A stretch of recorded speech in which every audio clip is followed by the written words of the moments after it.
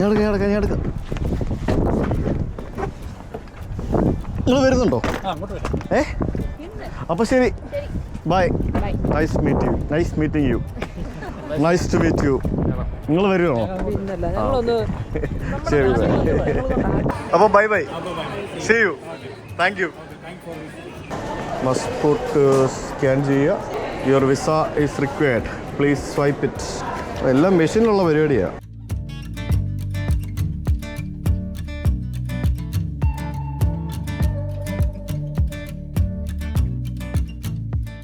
അങ്ങനെ എൻ്റെ boarding pass കിട്ടി ഗൈസ്.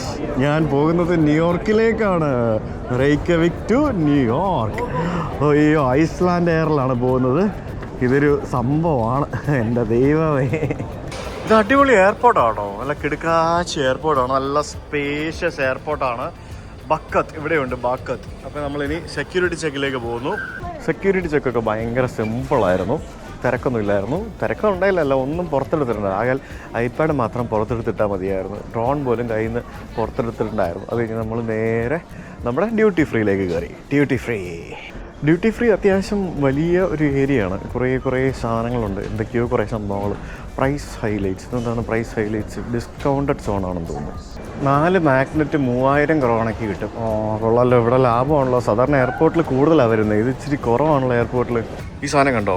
ബ്രെനി വിൻ എന്ന് പറഞ്ഞിട്ട് ദ ഒറിജിനൽ ഐസ്ലാൻഡിക് സ്പിരിറ്റ്. ഐസ്ലാൻഡിൻ്റെ സാധനമാണ്. 40% ആൽക്കഹോൾ ഉണ്ട്. Authentic gin from Iceland. Glacier gin ഇതുള്ളതല്ലേ? ഗ്ലേഷ്യർ ജിൻ എന്നും പറഞ്ഞുകൊണ്ട് ഇവരുടെ ഗ്ലേഷ്യർ വെള്ളത്തിലുണ്ടാക്കിയതായിരിക്കും മിക്കവാറും. ഐസ്ലാൻഡിക് സ്പിരിറ്റ്സ് എന്നും പറഞ്ഞുകൊണ്ട് ഇവിടെ കുറേ ഉണ്ടല്ലേ. ഇവിടെ ശരിക്കും മദ്യത്തിന് ഭയങ്കര വിലയാണ് ഈ രാജ്യത്ത്. ഡ്യൂട്ടി ഫ്രീ എന്ന് വാങ്ങിക്കുന്നതാണ് ലാഭം, വരുമ്പോഴും പോകുമ്പോഴല്ല. പക്ഷെ ഇവർക്ക് ഇവരുടെ ആയിട്ടുള്ള സ്വന്തം കുറേ സാധനങ്ങളുണ്ടല്ലേ. ജിന്നാണ് കൂടുതലും. ജിന്ന്, പിന്നെ സമ്മർ ജിന്ന്, ഡ്രൈ ജിന്ന്, പിന്നെ എന്തൊക്കെ പ്രോഡക്റ്റുകളാണ്. ഐസ്ലാൻഡിക് ജിൻ. ഈ സാധനം ഞാൻ ഇതുവരെ കണ്ടില്ല കേട്ടോ ഇവിടെ. എനിക്കറിയത്തില്ല എന്താ സംഭവം ഉള്ളത്. കിടിലൻ എയർപോർട്ടാന്ന് ഞാൻ പറഞ്ഞില്ലേ. സംഭവം കൊള്ളാം. നല്ല സ്പേഷ്യസ് ആണ്. ഡേ ലൈറ്റ് ഉള്ള സമയത്ത് ഡേ ലൈറ്റ് ഇങ്ങനെ വരും. കുറേ കടകളുണ്ട്. ഡ്യൂട്ടി ഫ്രീ ഉണ്ട്.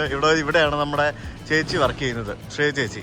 Iceland ring road, where to stop what to experience എന്ന് പറഞ്ഞൊരു ബുക്ക്. ഈ ബുക്കൊന്നും വാങ്ങണ്ട, നമ്മളെ വീഡിയോസ് കണ്ടാൽ മതി. ഈ കണ്ടില്ലേ, ഇങ്ങനത്തെ ബുക്കുകളൊക്കെ ഇപ്പോഴും ആൾക്കാരൊക്കെ വാങ്ങിക്കുമല്ലേ. കൊള്ളാമല്ലേ സംഭവം. ഇതിനകത്ത് എല്ലാ സംഭവങ്ങളുണ്ട്. അക്യുറേരി, ഇതൊക്കെ നമ്മൾ പോയ സ്ഥലമാണ്. ഇത് കണ്ടോ, ഐസ്ലാൻഡിക് ലാവ എന്നും പറഞ്ഞുകൊണ്ട്, അതായത് ഐസ്ലാൻഡിലെ ലാവയുടെ സംഭവം സുവനീറായിട്ട് വയ്ക്കാൻ വെച്ചിരിക്കുകയാണ്.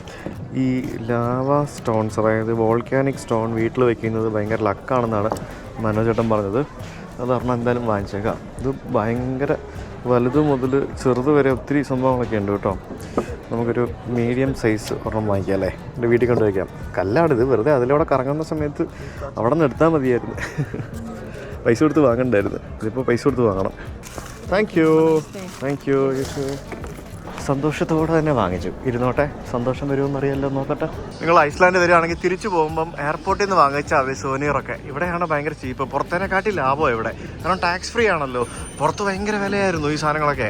ഞാൻ പുറത്തുനിന്നൊക്കെ വാങ്ങിച്ച് എന്ത് വിലയ്ക്കാണെന്നറിയാമോ. ഇതുകൊണ്ടല്ലോ, ഇതൊക്കെ ചെറിയ പൈസയുള്ളൂ ഇവിടെ. അപ്പോൾ നമ്മൾ ഇതുവരെ ഇമിഗ്രേഷനിൽ പോയിട്ടില്ല. നമുക്കിനി ഇമിഗ്രേഷനിലേക്ക് പോകണം. ഇതൊക്കെ എന്താണ് എഴുതി വെച്ചിരിക്കുന്നത്? KF എന്ന് പറയുന്നത് കെഫ്ലാവിക് എന്ന് പറഞ്ഞൊരു സ്ഥലത്താണ് ഇവിടുത്തെ എയർപോർട്ട് ഉള്ളത്. ഹ്യൂമാനിറ്റി ഹിന്ദിയിൽ എഴുതി വെച്ചിട്ടുണ്ടല്ലോ, മാനവ്. ഉള്ളല്ലോ, പക്ഷെ അത് കംപ്ലീറ്റ് ഇല്ല, പകുതിയേ ഉള്ളൂ. കിടിലൻ എയർപോർട്ടാണ് കേട്ടോ. ഞാൻ എത്ര തവണ പറഞ്ഞത് കിടിലൻ എയർപോർട്ടാണെന്ന്. ഭയങ്കര അടിപൊളി കിടിലൻ കിടക്കാച്ചി എയർപോർട്ട് തന്നെയാണ്. അതുകൊണ്ടാണ് അങ്ങനെ പറഞ്ഞുകൊണ്ടിരിക്കുന്നത്. ഗൈസ്, അങ്ങനെ നമ്മൾ നമ്മുടെ 79ാമത്തെ രാജ്യത്തേക്ക് പോവാണ്. United states of America. I am super excited. എല്ലാവരുടെയും ഒരു ഡ്രീമാണല്ലോ അമേരിക്കയിൽ പോകുന്നുള്ളത്. എന്നാൽ പോയേക്കാന്ന് വെച്ച് കുറേ നാളായില്ലേ ഇപ്പോൾ ഈ പരിപാടി തുടങ്ങിയിട്ട്. എപ്പോഴും അമേരിക്കയിൽ പോയില്ല എന്ന് പറഞ്ഞാൽ നാണക്കേടാണ്.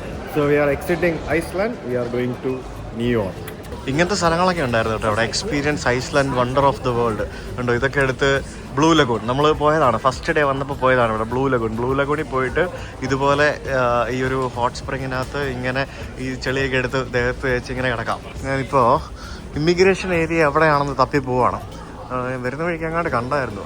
വേറൊരു ഭാഗത്ത് എവിടെയാണ് ഇമിഗ്രേഷൻ ചെയ്യുന്നത്. ഇവിടെ നിന്നേ US ഭയങ്കര അടുത്താണ്. ഇഷ്ടംപോലെ ഫ്ലൈറ്റ്സ് ഉണ്ട്. ഇവിടെ നിന്ന് ബോസ്റ്റൺ ഉണ്ട്, പിന്നെ ഷിക്കാഗോ, കോപ്പൻഹാഗൻ, പിന്നെ മിനിയാപോളിസ്, ഒർലാൻഡോ, കാനഡയല്ലേ, പിന്നെ വാഷിങ്ടൺ, ഡല്ലസിലേക്ക് പോകുന്നുണ്ട്, Seattle, New York, JFK, Newark, Toronto, Boston.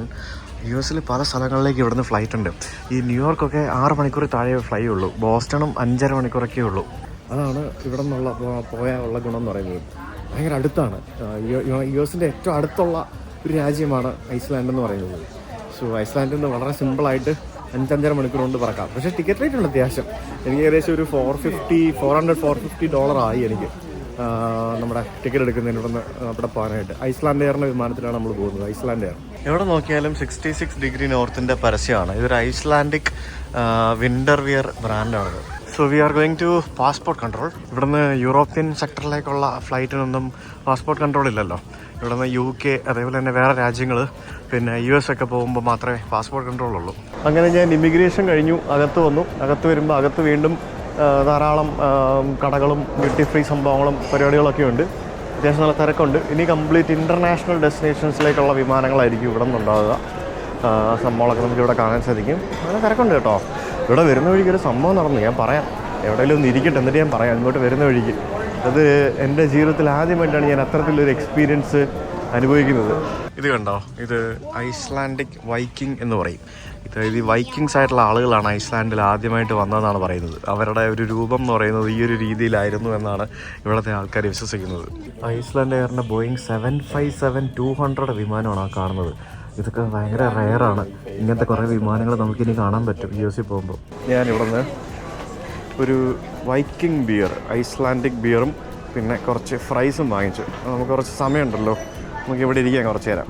ഞാനാണെങ്കിൽ ഇവിടെ വന്നിട്ട് ഇതുവരെ ഇവരുടെ ബിയർ ഒന്നും ട്രൈ ചെയ്തില്ലായിരുന്നു. നമുക്കൊന്ന് നോക്കാം എങ്ങനെയുണ്ടെന്നുള്ളത്. സോ ഗൈസ്, എന്താ സംഭവിച്ചതെന്നല്ലേ പറഞ്ഞുതരാം. ഞാൻ ഇമിഗ്രേഷൻ കഴിഞ്ഞ് ഞാൻ അകത്തേക്ക് കയറിയപ്പോഴത്തേക്കിനും അവിടെ നമ്മൾ ഇമിഗ്രേഷൻ കഴിഞ്ഞിട്ട് വീണ്ടും ഒന്ന് ബോർഡിംഗ് പാസ് സ്കാൻ ചെയ്തിട്ട് വേണം ഉള്ളിലേക്ക് പോകാനായിട്ട്. അപ്പോൾ അവിടെ നിന്ന് ഒരു ഒരു ലേഡി റാൻഡമായിട്ട് കുറച്ച് ആൾക്കാർ വിളിക്കുന്നുണ്ട്. എന്നിട്ട് അവരോട് പറയുന്നുണ്ട് ഒരു സെക്കൻഡറി ഇൻസ്പെക്ഷനുണ്ട്, അവിടേക്ക് പോകണമെന്ന് പറയുന്നുണ്ട്. അപ്പം എന്നെ വിളിച്ചു, ഞാൻ അങ്ങോട്ട് പോയി. എന്നെ മാത്രമല്ല പല ആൾക്കാരെ, ഇന്ത്യക്കാരനായതുകൊണ്ട് വിളിച്ചൊന്നുമല്ല, പല ആൾക്കാരും വിളിക്കുന്നുണ്ട്.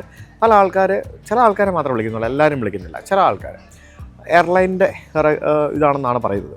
അപ്പോൾ നമ്മൾ അകത്തേക്ക് പോയപ്പോഴത്തേക്കിനും ഒരു ഓഫീസർ അവിടെ ഇരിപ്പുണ്ട്. ഭയങ്കര സ്മൈലിങ്, ഭയങ്കര വെൽക്കമിങ്.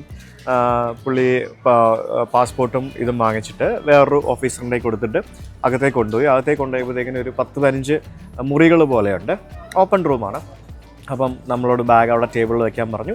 ബാഗിലുള്ള എല്ലാ സാധനങ്ങളും പുറത്തെടുക്കാൻ പറഞ്ഞു. ഞാൻ പുറത്തെടുത്തു, എല്ലാം എടുത്ത് ടേബിളിൽ വെച്ചു. എന്നിട്ട് മറ്റേ ഒരു ടെസ്റ്റ് ഉണ്ടല്ലോ, ഒരു പേപ്പർ പോലത്തെ ഒരു സാധനം നമ്മുടെ ദേഹത്ത് കൊണ്ട് ഇങ്ങനെ തോണ്ടി നോക്കിയിട്ട് അവരുടെ മെഷീനിൽ വെച്ച് നോക്കിയിട്ട് ടെസ്റ്റ് ഉണ്ടല്ലോ, അത് ചെയ്തു. എല്ലാം നമ്മളോട് പെർമിഷൻ ചോദിച്ചിട്ടാണ്. Can I do this, can I take this thing from your ഇവിടെ കയ്യിൽ നിന്ന് എടുത്തോട്ടെ, കാലയിൽ നിന്ന് എടുത്തോട്ടെ, അരയിൽ നിന്ന് എടുത്തോട്ടെ, സോക്സിൻ്റെ അവിടെ നിന്ന് എടുത്തോട്ടെ, ഷൂ ഊരാമോ, ഇതെടുത്ത് പുറത്ത് വെക്കാമോ, ഇത് തുറക്കാമോ, എല്ലാം നമ്മുടെ ഓരോ കാര്യങ്ങളും നമ്മുടെ പെർമിഷൻ ചോദിച്ചിട്ടാണ് ചെയ്യുന്നത്. ഭയങ്കര ഫ്രണ്ട്ലി ആയിട്ടുള്ള ആൾക്കാർ. അത് 2-3 മിനിറ്റ് എടുക്കും. എല്ലാ സാധനങ്ങളും പുറത്തെടുത്ത് വെച്ച് നോക്കിയിട്ട് അവർ അത് സ്വാപ്പ് ടെസ്റ്റ് പോലെ എന്തൊരു സംഭവമാണ്, എന്താ എനിക്കറിയത്തില്ല, മേ ബി ഡ്രഗ് വല്ലതും ഉണ്ടോ എന്ന് ചെക്ക് ചെയ്യാൻ വേണ്ടി ആയിരിക്കും. എല്ലാം ചെക്ക് ചെയ്ത് എല്ലാം കഴിഞ്ഞിട്ട് യെസ് യു ക്യാൻ ഗോ എന്നും പറഞ്ഞുകൊണ്ട് നമ്മളോട് പൊക്കോളാൻ പറയും. എന്നിട്ട് സെക്കൻഡറി ഇൻസ്പെക്ഷൻഡ് ആണെന്നും പറഞ്ഞുകൊണ്ടൊരു എക്സ്ട്രാ ഒരു സീല് നമ്മുടെ ബോർഡിംഗ് പാസിൽ അടിച്ചിട്ട് തരും. സിമ്പിൾ, ഭയങ്കര ഡീസൻ്റ് ആയിട്ടുള്ളൊരു പരിപാടി. എനിക്ക് തോന്നുന്നു നമ്മുടെ നാട്ടിലും ഇതുണ്ടെന്ന് തോന്നുന്നു. പല സ്ഥലങ്ങളിലും എസ്പെഷ്യലി അമേരിക്കയിലേക്ക് പോകുന്ന വിമാനങ്ങളിൽ ഒരു സെക്കൻഡറി സെക്യൂരിറ്റി ചെക്കും ഇൻസ്പെക്ഷനും ഒക്കെ ഉണ്ടെന്നാണ് എനിക്ക് തോന്നുന്നത്. ഇനിയിപ്പോൾ അമേരിക്കയിലേക്ക് പോകുമ്പോഴത്തേക്കിനും വേറെ എന്തൊക്കെയുണ്ട് എന്നുള്ളത് കണ്ടറിയേണ്ടതായിട്ടിരിക്കുന്നു, എന്തൊക്കെയാണെന്നുള്ളത്.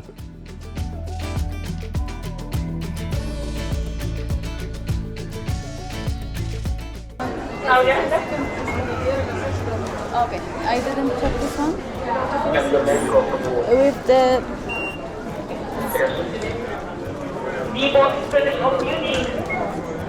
Okay, you can try. Thank you. Yes. അങ്ങനെ നമ്മൾ നമ്മുടെ അമേരിക്കയിലേക്കുള്ള വിമാനത്തിലേക്ക് കയറാൻ പോകണം. അമേരിക്ക ഐസ്ലാൻഡ് എയറിൻ്റെ ബോയിങ് 767-319 വിമാനം. ബോയിങ് 767 എന്ന് പറയുന്നത് വൈറ്റ് ബോഡി എയർലൈനാണ്. അത് 319 എന്ന് പറഞ്ഞു കഴിഞ്ഞാൽ ഐസ്ലാൻഡ് എയറിന് മാത്രം ഇൻഡിക്കേറ്റ് ചെയ്തിരിക്കുന്ന സാധനമാണ്. സിമിലർ ടു ബോയിങ് 757 എന്നൊക്കെ വേണമെങ്കിൽ പറയാം. ഒരു മീഡിയം വൈറ്റ് ബോഡി, അത്ര വലിയ ഫ്ലൈറ്റ് അല്ല. നമ്മളിന്ന് പോകുന്ന വിമാനത്തിന് 24 വർഷം പഴക്കമുണ്ട്. 24 വർഷം പഴക്കമുള്ള വിമാനമാണത്. അതിലാണ് നമ്മൾ പോകാൻ പോകുന്നത്. 24 വർഷം പഴക്കമുള്ള വിമാനം. ഇവിടെ നിന്ന് ഇവർക്കാണ് ഏറ്റവും കൂടുതൽ 757, 767 വിമാനങ്ങളൊക്കെ ഉള്ളതെന്ന് തോന്നുന്നു ഈ ഭാഗത്ത്. ഇവർ ഗ്രാജുവലി ഈ വിമാനങ്ങളൊക്കെ റീപ്ലേസ് ചെയ്യാൻ പോവാണ്. ഇത് റീപ്ലേസ് ചെയ്ത് ഇവർ വാങ്ങിക്കുന്നത് എയർബസ് A321 ലോങ് റേഞ്ചും എക്സ്ട്രാ ലോങ് റേഞ്ചും പിന്നെ ബോയിങ് 737 മാക്സ് ഒക്കെയാണ്. ബോയിങ് 767 വിമാനം ഉള്ളതല്ലേ? നമ്മുടെ ഡ്രീം ലൈനറിനെക്കാട്ടി ചെറുതാണ്. ഡ്രീം ലൈനർ വലുതാണ്, ഇത് അതിലും ചെറുതാണ്. വൈഫൈ ഓൺ ബോർഡ് എന്നൊക്കെ പറഞ്ഞ് എഴുതിയിട്ടുണ്ട്. വൈഫൈ ഒക്കെ ഉണ്ടല്ലേ? Hi, thank you. ഇതാണ് ഇവരുടെ ബിസിനസ് ക്ലാസ് എന്ന് പറയുന്നത്. ഉണ്ടോ, ഇങ്ങനെയായിരിക്കും ബിസിനസ് ക്ലാസ്. ഇത് നമ്മൾ കഴിഞ്ഞ ദിവസം ഇൻഡിഗോയിൽ വന്ന പോലത്തെ ബിസിനസ് ക്ലാസ്സാണ്. ഇതാണ് എക്കണോമി. നല്ല ചൂടാണല്ലോ ഇതിനകത്ത്. ഭയങ്കര വലിയ ഫ്ലൈറ്റ് ആണല്ലോ. ഇത് കൊള്ളാമല്ലോ സംഭവം. സീറ്റൊക്കെ അടിപൊളിയാണല്ലോ. 12G ഇതാണ് എൻ്റെ സീറ്റ്, 12G. അപ്പോൾ ഇതാണ് ഐസ്ലാൻഡ് എയറിൻ്റെ ബോയിങ് 767. ആദ്യമായിട്ടാണ് ഞാൻ ബോയിങ് 767 യാത്ര ചെയ്യുന്നത്. പഴയ ഫ്ലൈറ്റാണ്, പഴയ ഫ്ലൈറ്റ്. എന്നാലും മെയിൻറ്റെയിൻഡ് ആണ്. ഇതിന് ഒരു ചെറിയ കുഞ്ഞ് ഡിസ്പ്ലേ ഒക്കെ ഉണ്ട്. ചെറുതാണ്, കണ്ടില്ല? എൻ്റെ കൈപ്പത്തിൽ ഇത്ര പോലും ഇല്ല. അത് വെരി സ്മോൾ ആണ്. ഇതിൽ നിന്ന് തന്നെ അത്യാവശ്യം നല്ല ചൂടടിക്കുന്നുണ്ട്. പിന്നെ അത് ഓഫ് ചെയ്തിടാൻ പറ്റുമോ എന്ന് ചോദിച്ചു കഴിഞ്ഞാൽ ഇല്ല. ഇതിന് ഹെഡ്സെറ്റ് ഇല്ല. ഹെഡ്സെറ്റൊക്കെ നമ്മൾ കൊണ്ടുവരണം. പിന്നെ ഒരു USB കേബിൾ ഉണ്ട്, ചാർജ് ചെയ്യണമെങ്കിൽ ചാർജ് ചെയ്യാൻ. ട്രൈ ടേബിൾ, ബാക്കിയുള്ള സംഭവങ്ങൾ. That's it. In flight menu എല്ലാം പൈസ കൊടുത്ത് വാങ്ങണം, ഒന്നും ഫ്രീ ഇല്ല.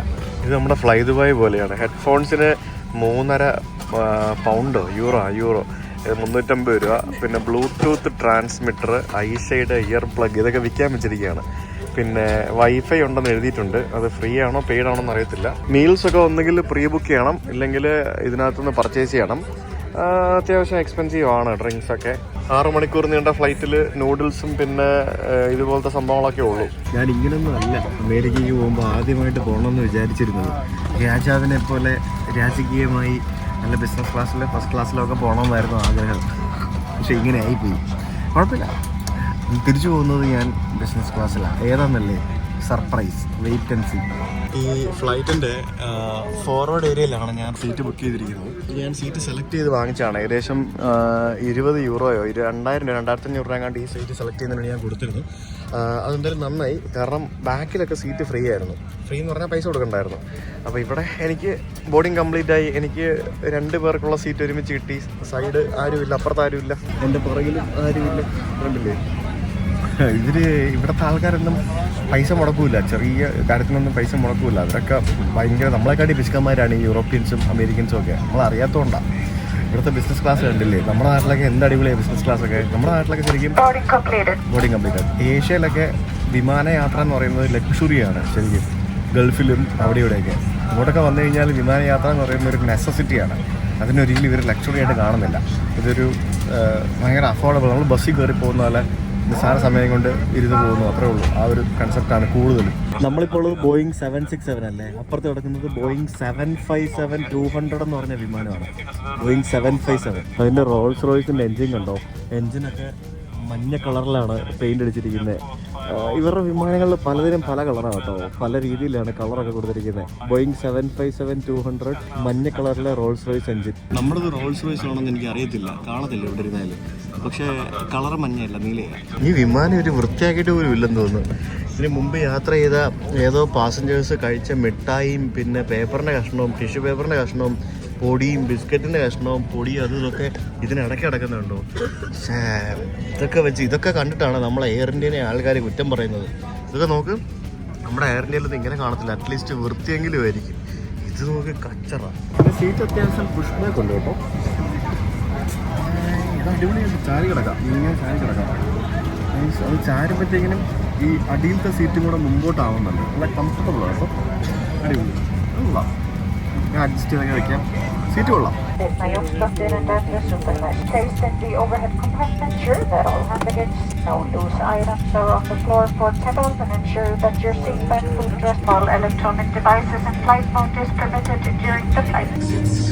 All exits.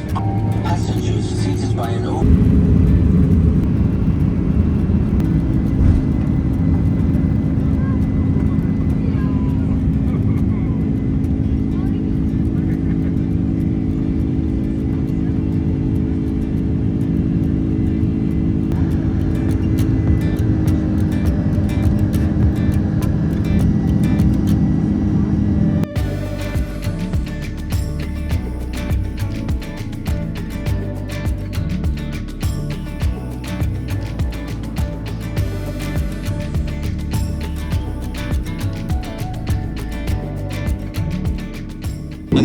ആദ്യത്തെ US യാത്ര, അമേരിക്കൻ യാത്ര, നമ്മൾ ഐസ്ലാൻഡിൽ നിന്നും അറ്റ്ലാന്റിക് ഓഷ്യന് മുകളിലൂടെ നമ്മൾ ന്യൂയോർക്കിലെ ജോൺ എഫ് കെന്നഡി ഇന്റർനാഷണൽ എയർപോർട്ടിനെ ലക്ഷ്യമാക്കി ആരംഭിച്ചിരിക്കുകയാണ്. വാവ്. ചായ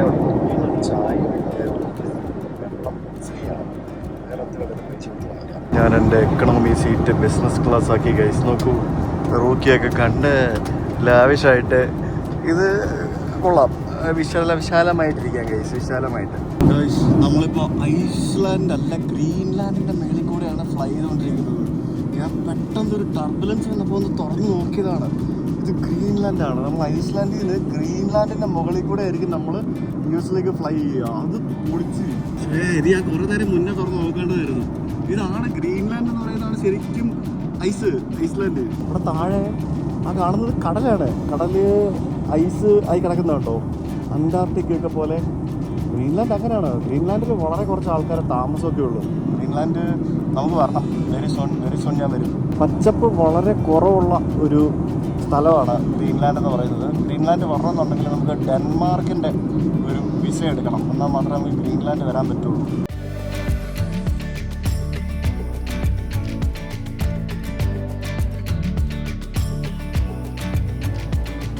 നമ്മൾ ഐസ്ലാൻഡിലൊക്കെ കണ്ടതുപോലെ തന്നെ ഈ വോൾക്കാനോ, അതേപോലെ തന്നെ പ്ലേറ്റ് ഓഫ് മൂവ്മെൻറ്റ്സ്, ലാവ പൊട്ടി വന്ന് സംഭവങ്ങൾ, പിന്നെ താഴെ മലകളൊക്കെ കാണാം. ഇവിടെ പച്ചപ്പെന്ന് പറയുന്നത് ആകെ ഈ കാണുന്ന വെള്ളത്തിൻ്റെ കളറ് മാത്രമായിട്ടാണ് നമുക്ക് കാണാൻ സാധിക്കുന്നത്. വേറെ ഒരു തുള്ളി പച്ചപ്പെന്ന് പറയുന്ന സംഭവം ഇല്ല. ആ വൈറ്റ് കളറിൽ കാണുന്നതൊക്കെ ഈ കടലിൽ വെള്ളം ഐസായിട്ട് കിടക്കുന്നതാണ്. അതാണ് ഈ വെള്ള നിറത്തിൽ നമുക്ക് കാണാൻ സാധിക്കുന്നത്. അറ്റ് ദ സെയിം ടൈം നമുക്ക് ഇപ്പുറത്ത് അകത്ത് കിടക്കുന്ന വെള്ളം കട്ടയായിട്ടുമില്ല, അത് പച്ച കളറിൽ നീല കളറിലൊക്കെ കിടക്കുന്നുണ്ടോ. നമ്മൾ കുറേ നേരമായിട്ട് എൻ്റെ മേളിൽ കൂടെ പോയിക്കൊണ്ടിരിക്കുകയാണ്. ഒരു വീടോ ഒരു വീട്ടിലോ ഒരു ഗ്രാമമോ ഒരു സംഭവങ്ങളോ ഒന്നും കാണുന്നില്ല. പക്ഷെ എനിക്ക് അങ്ങ് ദൂരെ ഒരു ബോട്ടോ എന്തൊരു സാധനം പോകുന്നൊരു ഇത് കാണാം. ഇവിടെ താഴെ വലിയ മലകളൊക്കെ ഉണ്ട്, കണ്ടില്ലേ? അതിൻ്റെ മേളിൽ മഞ്ഞൊക്കെ വീണ് കിടപ്പുണ്ട്. വലിയ മലകൾ, വിജനമാണ്. വിജനം എന്ന് പറഞ്ഞാൽ മനുഷ്യവാസമൊന്നും ഇല്ലെന്ന് തോന്നുന്നു ഈ സ്ഥലത്തൊന്നും. അത് എവിടെയാണ് ഗ്രീൻലാൻഡിൻ്റെ മനുഷ്യവാസമുള്ള സ്ഥലങ്ങളെന്ന് എനിക്കറിയത്തില്ല. എന്നാലും ശരിക്കും ഞാൻ നേരത്തെയൊക്കെ പറഞ്ഞ പോലെ ഐസ്ലാൻഡ് എന്ന പേര് കൊടുക്കേണ്ട സ്ഥലമായിരുന്നു ഗ്രീൻലാൻഡ്, ഗ്രീൻലാൻഡ് എന്ന പേര് കൊടുക്കേണ്ട സ്ഥലമായിരുന്നു ഐസ്ലാൻഡ്. അതാണ് വ്യത്യാസം. ഞാൻ ഒരിക്കലും പ്രതീക്ഷിച്ചല്ല ഗ്രീൻലാൻഡിൻ്റെ മുകളിൽ കൂടി ആയിരിക്കും ഈ വിമാനം പോകുന്നതെന്നുള്ളത്. ഇനി ഗ്രീൻലാൻഡിൻ്റെ മുകളിൽ കൂടെ പോയിട്ട് നമ്മൾ മിക്കവാറും കാനഡയുടെ മുകളിൽ കൂടി ആയിരിക്കും ന്യൂയോർക്കിലേക്ക് പോകുന്നത്. നമ്മളിപ്പോൾ ഗ്രീൻലാൻഡ് എല്ലാം കഴിഞ്ഞ് കാനഡയുടെ മുകളിൽ കൂടെയാണ് പോയിക്കൊണ്ടിരിക്കുന്നത്. ഞാൻ ആദ്യമായിട്ടാണ് കാനഡയുടെ മുകളിൽ കൂടെ ഫ്ലൈ ചെയ്യുന്നത്. ഇവർ ഇടയ്ക്കിടയ്ക്ക് വെള്ളം കൊണ്ട് തരുന്നുണ്ട്, അത് ഫ്രീയാണ്. വെള്ളവും ചായയും കാപ്പിയൊക്കെ ഇടയ്ക്കിടയ്ക്ക് കൊണ്ട് തരുന്നുണ്ട്. ഫുഡ് മാത്രം വേറെ പൈസ കൊടുത്ത് വാങ്ങണം. ഈ വിമാനത്തിൻ്റെ ടോയ്ലറ്റ് കണ്ടോ? ഇതിങ്ങനെയാണ് ടോയ്ലറ്റ്. നടുക്ക് ഫുള്ള് ആലി അങ്ങനത്തെ പരിപാടിയൊന്നുമില്ല. ഇതിങ്ങനെ ഇത്തരത്തിലാണ് ഇതിൻ്റെ സീറ്റിംഗ് ക്യാബിനൊക്കെ വരുന്നത്, കണ്ടല്ലേ ഗൈസ്? അങ്ങനെ നമ്മൾ അമേരിക്കയിലേക്ക് എത്തിക്കൊണ്ടിരിക്കുകയാണ്. സമയം ഇപ്പോൾ വൈകിട്ട് 6:30 കഴിഞ്ഞു. ഇവിടെ ഒരു 8:30 ആകുമ്പോഴാണ് ഇരുട്ടുന്നത്. ശരി ക്ലൗഡിയാണെന്ന് തോന്നുന്നു കണ്ടിട്ട്. നോക്കാം. വിമാനം മൊത്തത്തിൽ കിടന്ന് കുലുങ്ങും. അതിൻ്റെ ചിറകൊക്കെ കിടന്ന് കുലുങ്ങുന്ന കണ്ടില്ലേ? നോക്കി, അയ്യോ, താഴെ എന്തോ ഐലൻഡൊക്കെ കാണാം.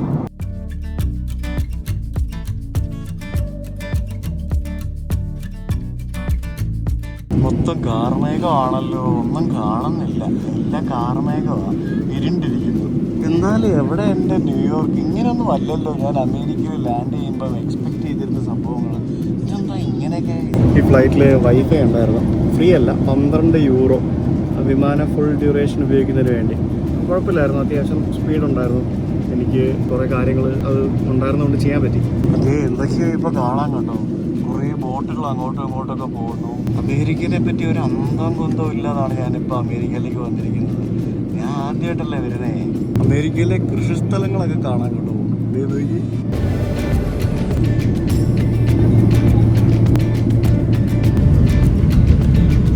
എന്ത് സംഭവം? എന്തോ F1 ട്രാക്കാണോ? അല്ല, എന്തോ സ്റ്റേഡിയമാണ്. എന്താ സംഭവം ഒന്നും മനസ്സിലാവുന്നില്ല. കാണുന്നതൊക്കെ ഇവിടുത്തെ വീടുകളാണ്. എത്ര ഹൈലി ഡെൻസ്ലി പോപ്പുലേറ്റഡ് ആണെന്ന് എനിക്ക് ഒരു രക്ഷയില്ല. നമ്മളിപ്പോൾ ലാൻഡ് ചെയ്യുന്നത് US, അതായത് അമേരിക്കയിൽ മൊത്തം 50 സ്റ്റേറ്റുകളുണ്ട്. US is divided as 50 states. ശരിക്കും വലുതാണ്, യൂറോപ്പിനെക്കാട്ടി വലുതാണ് അമേരിക്ക എന്ന് പറയുന്നത്. അപ്പോൾ US ന്യൂയോർക്ക് എന്ന് പറയുന്ന ഒരു സ്റ്റേറ്റ് ഉണ്ട്. ആ ന്യൂയോർക്ക് എന്ന് പറയുന്ന സ്റ്റേറ്റിലെ ന്യൂയോർക്ക് നഗരത്തിലാണ് നമ്മൾ വന്ന് ഇറങ്ങുന്നത്. ന്യൂയോർക്ക് സ്റ്റേറ്റിലാണ് നമ്മുടെ നയാഗ്ര ഫോൾസ് ഉള്ളത്, പിന്നെ സ്റ്റാച്യു ഓഫ് ലിബർട്ടി ഉള്ളത്. അങ്ങനെ ഒട്ടേറെ സംഭവങ്ങൾ കാര്യങ്ങളൊക്കെ ഉള്ളത് ന്യൂയോർക്ക് സ്റ്റേറ്റിലാണ്. ന്യൂയോർക്ക് നഗരത്തിലാണ് സ്റ്റാച്യു ഓഫ് ലിബർട്ടി. പക്ഷേ നമ്മുടെ നയാഗ്ര ഫോൾസ് ഇവിടുന്ന് 8-10 മണിക്കൂർ ഡ്രൈവ് ചെയ്ത് പോകണം. അപ്പോൾ ന്യൂയോർക്ക് നഗരത്തിലേക്കാണ് നമ്മുടെ വിമാനം ഇറങ്ങിക്കൊണ്ടിരിക്കുന്നത്. ന്യൂയോർക്കിൽ തന്നെ ന്യൂയോർക്ക് സ്റ്റേറ്റിലൊരു എയർപോർട്ടുണ്ട്. പിന്നെ ന്യൂയോർക്ക് സിറ്റിയിൽ തന്നെ നെവാർക്ക് എന്ന് പറഞ്ഞ മറ്റൊരു സ്റ്റേറ്റിൽ വേറൊരു എയർപോർട്ടുണ്ട്. ഇത് രണ്ടും 2 സ്റ്റേറ്റ് ആണെന്നേ ഉള്ളൂ. രണ്ടും സിറ്റിയുടെ അപ്പുറമാണ്. റോഡൊക്കെ കണ്ടോ, ഭയങ്കര ട്രാഫിക്കാണല്ലോ. അടിപൊളി. താഴേക്ക് വന്നപ്പോഴത്തേക്കും കുറേ മരങ്ങളൊക്കെ കാണാം, കുറേ വീടുകൾ കാണാം. വീടുകളാണല്ലോ കൂടുതൽ. ഞാൻ മൊത്തം വലിയ വലിയ ഫ്ലാറ്റുകളും വലിയ വലിയ സംഭവങ്ങളൊക്കെ ആയിരിക്കും നൽകിയത്. അതൊക്കെ എനിക്ക് തോന്നുന്നു ഡൗൺ ടൗൺ ഏരിയാസിലാണെന്ന് തോന്നുന്നു. അങ്ങനെ പച്ചപ്പും ഹരിതാഭയും നിറഞ്ഞ നമ്മുടെ ന്യൂയോർക്കിലെ ജോൺ എഫ് കെന്നഡി ഇൻ്റർനാഷണൽ എയർപോർട്ടിലേക്ക് നമ്മുടെ ഐസ്ലാൻഡ് എയറിൻ്റെ ബോയിങ് 767 വിമാനം ലാൻഡ് ചെയ്തുകൊണ്ടിരിക്കുകയാണ്. നമ്മുടെ 79ാമത്തെ രാജ്യത്തേക്കാണ് ഞാൻ വന്ന് ലാൻഡ് ചെയ്തിരിക്കുന്നത്. നൈസ്, അടിപൊളി. അപ്പോൾ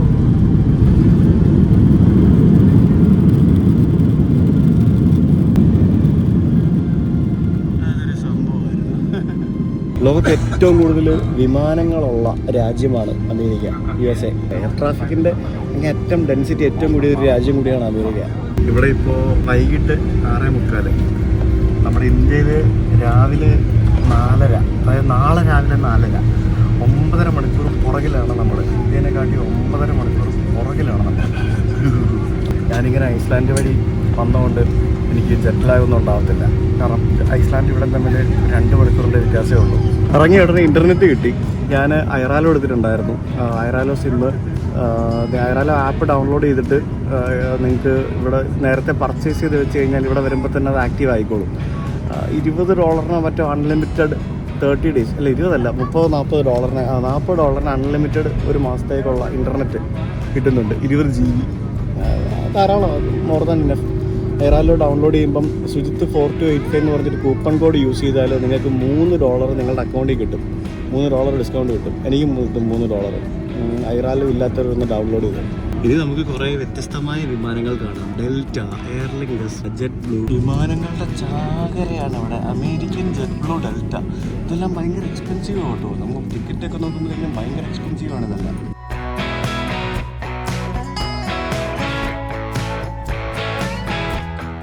അങ്ങനെ എത്തി ഗൈസ്. ആദ്യമായിട്ടാണ് വരുന്നത്. ഇമിഗ്രേഷനൊക്കെ എന്താവോ എനിക്കറിയാം, ഒരു ഐഡിയ ഇല്ല.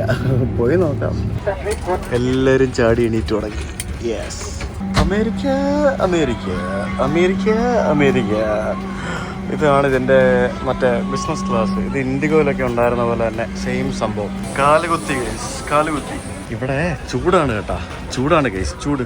ഇൻ്റർനാഷണൽ അറൈവൽസ് ഇറങ്ങിക്കഴിഞ്ഞാൽ പിന്നെ വിമാനം ഒന്നും കാണുന്നില്ല, ഫുൾ ക്ലോസ്ഡാണ്.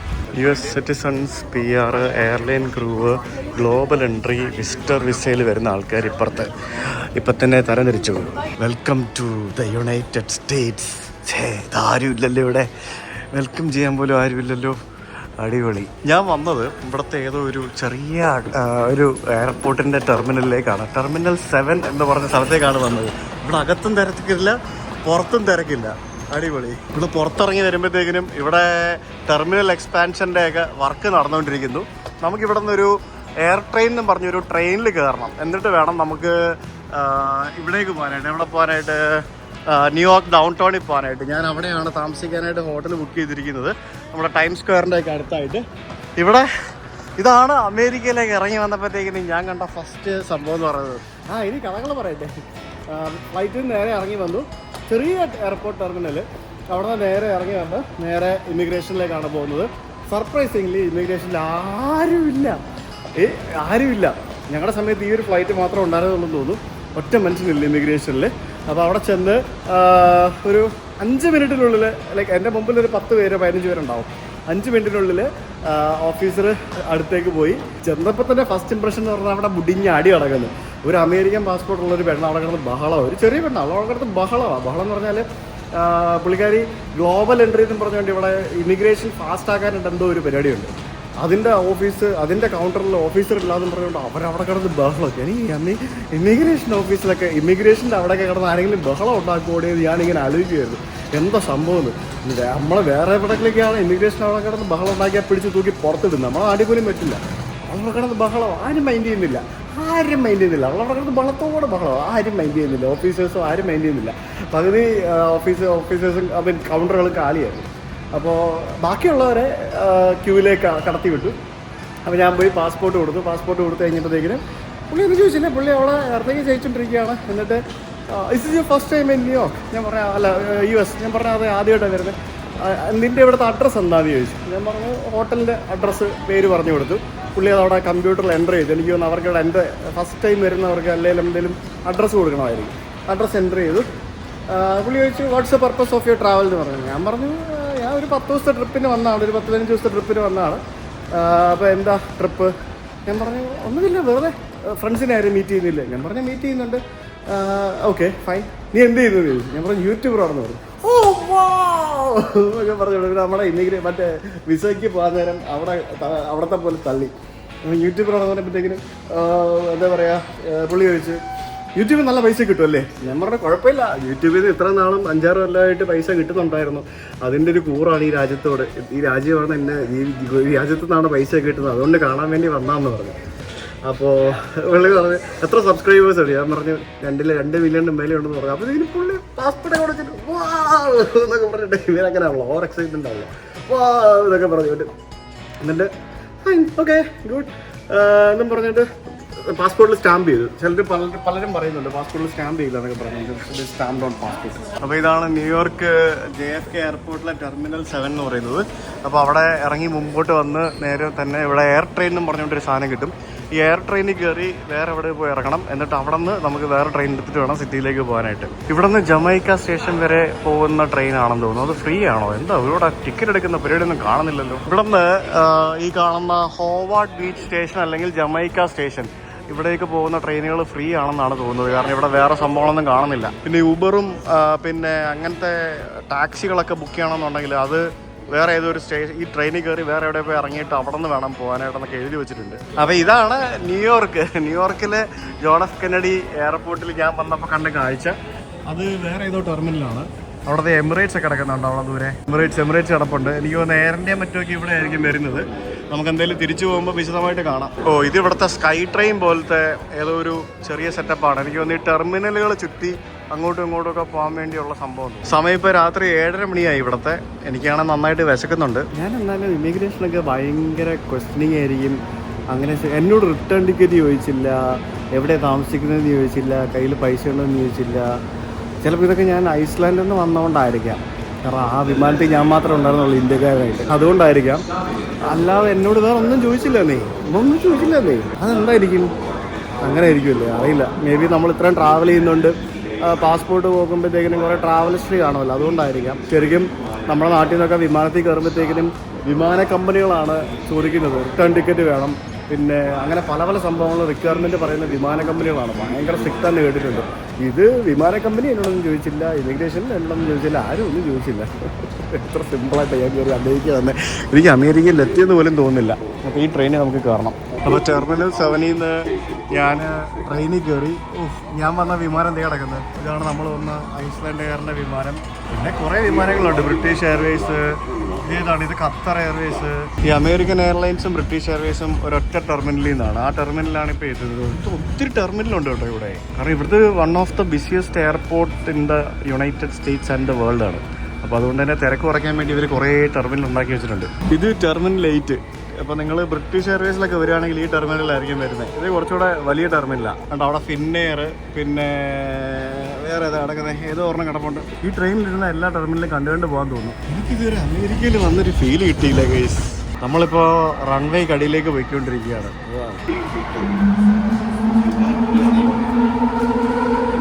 ഈ ട്രെയിനിന് ഭയങ്കര സ്പീഡാണല്ലോ. നമ്മളിപ്പോൾ റോഡിന് നടുവിലൂടെയാണ് പോയിക്കൊണ്ടിരിക്കുന്നത്. ഈ ഇപ്പുറത്തും റോഡ്, അപ്പുറത്തും റോഡ്, എല്ലായിടത്തും road. Service Road and cargo buses and Jamaican American എയർലൈൻസിൻ്റെ ഒരു ഹാങ്ങറാണ്. അതിനകത്തൊരു വിമാനം കിടപ്പുണ്ട്, പുറത്തും കിടപ്പുണ്ട് കുറേ വിമാനങ്ങൾ, പിന്നെ കുറേ കാറുകൾ. ഇതുവരെ എയർപോർട്ടിൻ്റെ സ്ഥലം കഴിഞ്ഞില്ല കേട്ടോ. 10-20 മിനിറ്റ് ആയി ട്രെയിനിൽ കയറിയിട്ട്. ഇതൊക്കെ മറ്റേ വിമാനങ്ങൾ ക്ലീൻ ചെയ്യുന്ന സാധനമാണ് ആണോ? ഇതൊക്കെ കാർ റെൻ്റലിൻ്റെ സ്ഥലങ്ങളാണ്. ഈ സ്റ്റേഷനിൽ ഇറങ്ങി താഴെ പോയി കഴിഞ്ഞാൽ കാർ റെൻ്റലിൻ്റെ ഏരിയാസ് ആണ് ഈ കാണുന്നത്. അതാണ് ഇത്രയും കാറുകൾ ഇവിടെ കിടക്കുന്നത്. ഈ വണ്ടിയൊക്കെ റെൻറ്റിന് എടുത്തിട്ട് പോകുന്ന ആളുകൾക്ക് ഇവിടെ വന്നിട്ടായിരിക്കും എടുക്കേണ്ടത്. സംഭവം കൊള്ളാം, ഭയങ്കര ഓർഗനൈസ്ഡ് ആണ്. പക്ഷെ നമ്മൾ ഈ UK യൂറോപ്പൊക്കെ കഴിഞ്ഞിട്ട് ഇങ്ങോട്ടേക്ക് വന്നപ്പോഴത്തേക്കിനും എന്താണ് മാറ്റം എന്നുള്ളത് നോക്കണം. ഇത് ഈ എയർപോർട്ടിൽ വരുന്ന ആൾക്കാർ ലോങ് ടേം വണ്ടി പാർക്ക് ചെയ്യുന്ന സ്ഥലമാണ്. ഇവിടെ വന്ന് വണ്ടി പാർക്ക് ചെയ്തിട്ട് ഈ ട്രെയിനിൽ കയറിയിട്ട് വേണം എയർപോർട്ടിലേക്ക് പോകാനായിട്ട്. തിരിച്ച് വരുമ്പോഴും ഇവിടെ ഇറങ്ങിയിട്ട് വണ്ടി എടുത്തിട്ട് പോകും. അതാണ് സെറ്റപ്പ്. അപ്പോൾ നമ്മൾ ഫോർവേഡ് ബീച്ച് സ്റ്റേഷനിലേക്ക് എത്തി. Subway okay, Uber left, subway അങ്ങോട്ട് പോകാനായിട്ട് പറഞ്ഞു. അപ്പോൾ ഇവിടെ നിന്ന് ഈ ട്രെയിൻ ഫ്രീ ആയിരുന്നെന്ന് തോന്നുന്നു. അപ്പോൾ ഇവിടെ നിന്ന് ഇനി നമുക്ക് വേറെ ട്രെയിൻ കയറണം, സബ്വേ കയറണം, ന്യൂയോർക്ക് സബ്വേ. അതിൽ കയറിയിട്ട് വേണം നമുക്ക് നമ്മുടെ ന്യൂയോർക്ക് മെയിൻ ആ ഒരു ഡൗൺ ടൗൺ ഏരിയയിലേക്ക് പോകാനായിട്ട്. ഡൗൺ ടൗണിലാണ് ഞാൻ ഹോട്ടൽ ബുക്ക് ചെയ്തിരിക്കുന്നത്. അല്ല കേട്ടോ, എയർ ട്രെയിൻ എക്സിറ്റ് ഫെയർ ഉണ്ട് കേട്ടോ, ഫ്രീ അല്ല. എയർ ട്രെയിന് $4.5 ഉണ്ട്. ചുമ്മാ അല്ല, $4.5. ഞാൻ വിചാരിച്ചു ഫ്രീ ആണെന്ന്. ഫ്രീ അല്ല guys. Tap and go with contactless card or mobile device. ഇതിവിടെ ടാപ്പ് ചെയ്ത് പോകണം. വെറുതെ അല്ല, കയറാൻ നേരം ഫ്രീ ആയിരുന്നു, ഇറങ്ങാൻ നേരമാണ് പൈസ. നമുക്കിവിടെ മെട്രോ കാർഡ് മെഷീൻസ് എന്ന് പറയുന്ന സാധനമുണ്ട്. ഇവിടെ നിന്ന് നമുക്ക് കാർഡ് എടുക്കാൻ പറ്റുമോ എന്ന് നോക്കാം. മെട്രോ കാർഡ് എല്ലാം പഴയ type machines auto. Refill, get new card, air train ride, air train subway, air train 10 trip, air train 30 day, regular metro cards. Amount you want, other എമൗണ്ടിനാണോ ചെയ്യേണ്ടത്? അങ്ങനെയാണോ പരിപാടി? $20. ഇവിടെ ടാപ്പ് ആൻഡ് ഗോ ഇല്ലേ? Air train exit, tap and go, subway. ഇത് metro സംഭവങ്ങളില്ല, അപ്പുറത്താണെന്ന് തോന്നുന്നു. ഇതിലൂടെ പോകണം തോന്നുന്നു. ടാപ്പ് ആൻഡ് ഗോ എന്ന് പറഞ്ഞ പരിപാടി ഉണ്ട് ഇവിടെ. Tap and go, yes, tap and go. Tap ചെയ്തു ഇറങ്ങി. ടാപ്പ് ആൻഡ് ഗോ പരിപാടിയിൽ ചെയ്താൽ മതി. ഇനി നമുക്ക് ഓട്ടോ ഗേറ്റ് എൻട്രി, ടാപ്പ് വിത്ത്. ഇത് എന്തൊക്കെയാണിത്? ആൾക്കാർ അങ്ങോട്ടും ഇങ്ങോട്ടൊക്കെ പോകാതിരിക്കാൻ വേണ്ടി എന്തൊക്കെ പരിപാടികളാണ് ചെയ്തു വെച്ചിരിക്കുന്നതെന്ന് ഇത് എനിക്ക് മനസ്സിലാക്കാൻ സാധിച്ചത്. ഇത് എന്തോ പടി ഇത്? ജയിലിലൊക്കെ കയറുന്ന പോലെ ഉണ്ടല്ലോ. ഇതെന്തോന്ന് ഇങ്ങനെയൊക്കെയാണോ സംഭവങ്ങൾ? എനിക്ക് തോന്നുന്നു ഇത് ആൾക്കാർ ഫ്രീ ആയിട്ട് കയറാതിരിക്കാൻ വേണ്ടി ആയിരിക്കും തോന്നുന്നു. ഇതൊക്കെ കണ്ടിട്ട് കിളി പോകുന്നു. എന്നാക്കി സെറ്റപ്പ് വന്നത് ഒരു ഐഡിയ ഇല്ല. അപ്പോൾ ഇവിടെ എങ്ങനെ പരിപാടി എന്ന് പറഞ്ഞു കഴിഞ്ഞാൽ, നമ്മൾ ഒരാഴ്ചയിൽ 12 റൈഡ് നമ്മൾ യൂസ് ചെയ്ത് കഴിഞ്ഞാൽ 13ാമത്തെ റൈഡ് മുതൽ പൈസ കൊടുക്കണ്ട. അതായത് 12 റൈഡിനാണ് നമ്മൾ പൈസ കൊടുക്കുന്നത്. ബാക്കി നമ്മൾ ഒരാഴ്ച എത്ര ഉപയോഗിച്ചാലും അത് ഫ്രീ ആണ്. അതാണ് അറിയാൻ സാധിച്ചത്. അപ്പോൾ നമുക്കിനി മാനട്ടൺ എന്ന് പറഞ്ഞ സ്ഥലത്തേക്കുള്ള ട്രെയിനാണ് പോകേണ്ടത്. മാനട്ടൺ എന്ന് പറഞ്ഞ സ്ഥലത്തേക്ക് ഇനി 14 മിനിറ്റിലെ ട്രെയിൻ ഉള്ളല്ലോ. അതിന് മുമ്പ് ട്രെയിനൊന്നും ഇല്ലേ? ഇതാണ് സിറ്റിയിലേക്ക് പോകുന്ന റെയിൽവേ സ്റ്റേഷൻ എന്ന് പറയുന്നത്. ഈ റെയിൽവേ സ്റ്റേഷൻ്റെ താഴെ നോക്കി ചെരുപ്പ് കിടക്കുന്നു, കള്ളുകുപ്പി കിടക്കുന്നു, പ്ലാസ്റ്റിക് കുപ്പി കിടക്കുന്നു, പിന്നെ കപ്പുകൾ കിടക്കുന്നു. ഉണ്ടാ, ഇതെന്താണ് നമ്മുടെ നാട്ടിൽ കാണുന്ന പോലെയൊക്കെ തന്നെയാണല്ലോ ഇവിടെയും ഇല്ലേ? ഫുള്ള് വേസ്റ്റ് കിടക്കുന്നുണ്ടല്ലേ അവിടെ ഇവിടെയൊക്കെ. കാട് പിടിച്ച് കിടക്കുന്ന റെയിൽവേ ട്രാക്ക്. ഇതെന്താണ്, ഇന്ത്യയാണോ അമേരിക്കയാണോ? എനിക്കിവിടെ നിന്ന് 1/2 മണിക്കൂർ യാത്രയുണ്ട് ഈ ഡൗൺ ടൗണിലേക്ക് പോകാനായിട്ട്. ആ എഴുതിയിരിക്കുന്ന ഫുൾട്ടൺ സ്ട്രീറ്റ് എന്ന് പറഞ്ഞ സ്ഥലത്ത് വേണം നമുക്ക് ഇറങ്ങാൻ. എൻ്റെ മനസ്സിലെ അമേരിക്ക ഇതല്ല ഗൈസ്. എൻ്റെ അമേരിക്ക ഇങ്ങനെയല്ല. ഇതെന്താണ് ഇങ്ങനെ? This is not my America. എൻ്റെ അമേരിക്ക ഇങ്ങനെയല്ല. കാണുമായിരിക്കും എൻ്റെ അമേരിക്ക എപ്പോൾ കാണും.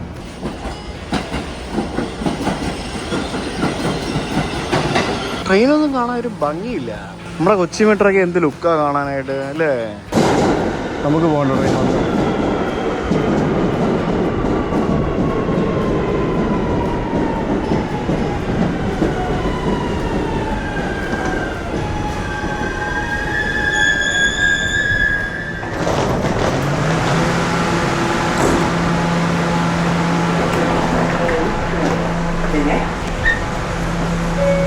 ഇനി 1/2 മണിക്കൂർ ട്രെയിനിലിരിക്കണം. 14 സ്റ്റോപ്പുണ്ട് മെയിൻ ടൗണിലേക്ക്. എയർപോർട്ട് നല്ല ദൂരെയാണ്. ഏകദേശം ഒരു 10, 35, 40 കിലോമീറ്റർ ദൂരെ മാറിയാണ് സിറ്റിയിൽ നിന്ന് എയർപോർട്ട് ഉള്ളത്. അപ്പോൾ നമ്മൾ ഇവിടെ എത്തി. ഫുൾട്ടൺ സ്ട്രീറ്റ് എന്ന് പറഞ്ഞ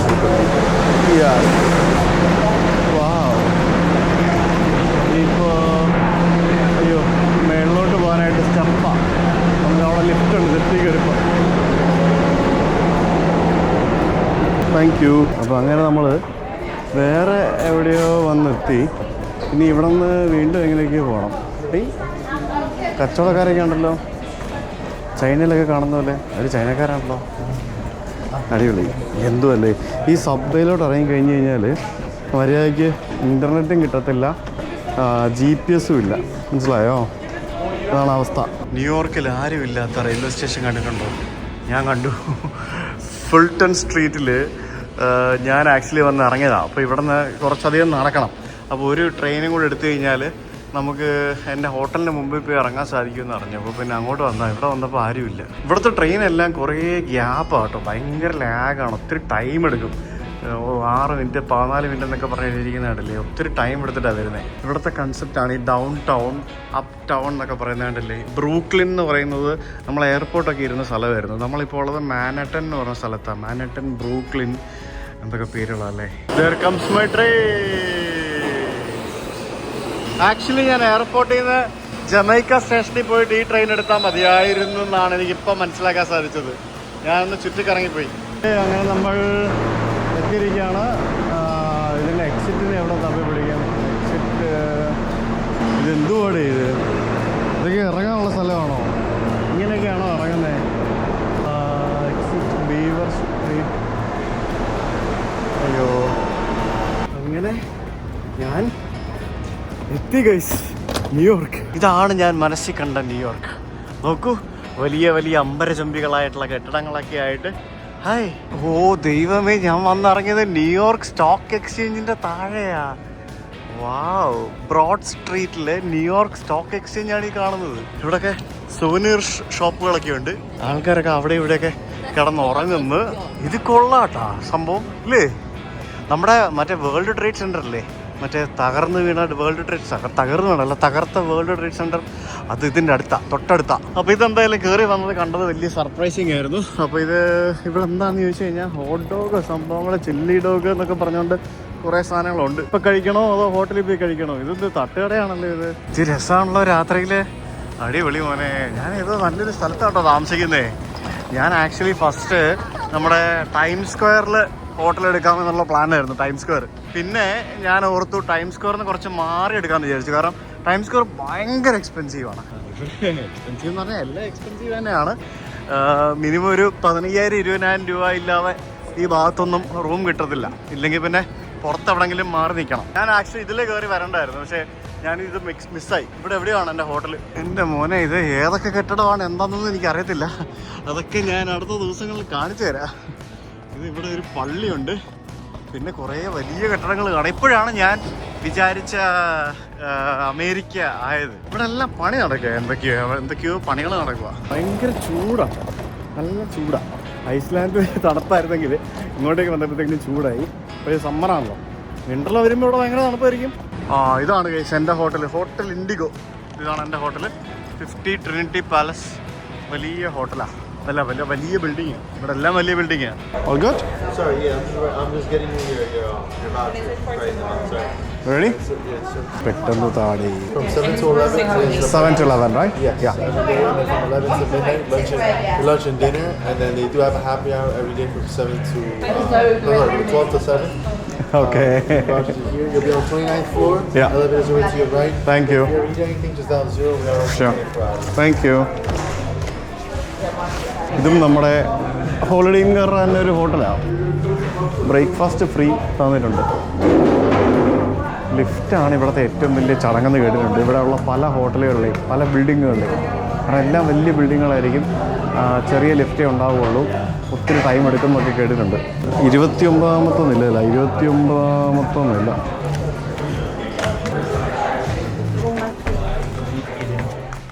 ഇത് എവിടെയാണ്? 290102. ഇത് ചെറുതാണോ?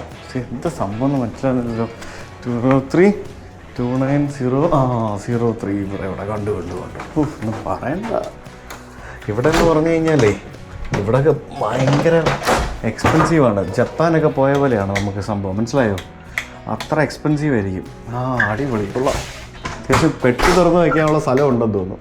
ഇതാണ് ന്യൂയോർക്കിലെ എൻ്റെ മുറി. അടുത്ത ഏതാനും ദിവസം ഞാൻ ഇവിടെയാണ് താമസിക്കുന്നത്.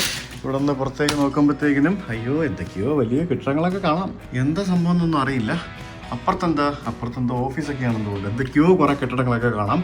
സോ ഒരു കുപ്പി വെള്ളം പോലും ഇല്ല. നമുക്ക് ഈ UK ഉള്ളതുപോലെ തന്നെ UK ചില സമയത്ത് പിന്നെയും വെള്ളം കിട്ടും. So this is the room. ഇതിന് ഒരു ദിവസത്തേക്ക് ഏകദേശം ഓരോ ദിവസം ഓരോ റേറ്റാണ്. $170, $200 അങ്ങനെയൊക്കെയാണ് ഇതിനായത്. ഇവിടെ മൊത്തത്തിൽ കത്തിയാണ് ഗൈസ്. അടിപൊളിയായിരുന്നു. മൊത്തത്തിൽ അങ്ങനെയാണ് മൊത്തത്തിൽ അങ്ങനെയാണ്. എക്സ്പെൻസീവ് ആണ് ഈ ഭാഗം, ഈ ഏരിയ മൊത്തം എക്സ്പെൻസീവ് ആണ്. But this is nice. No, ഇത് കൊള്ളാം, കുഴപ്പമില്ല. അത്യാവശ്യം നല്ല ഒരു മുറി എന്തായാലും കിട്ടി. അയ്യോ, അപ്പോൾ പുറത്ത് നിന്ന് കഴിക്കണം, വിശക്കുന്നു.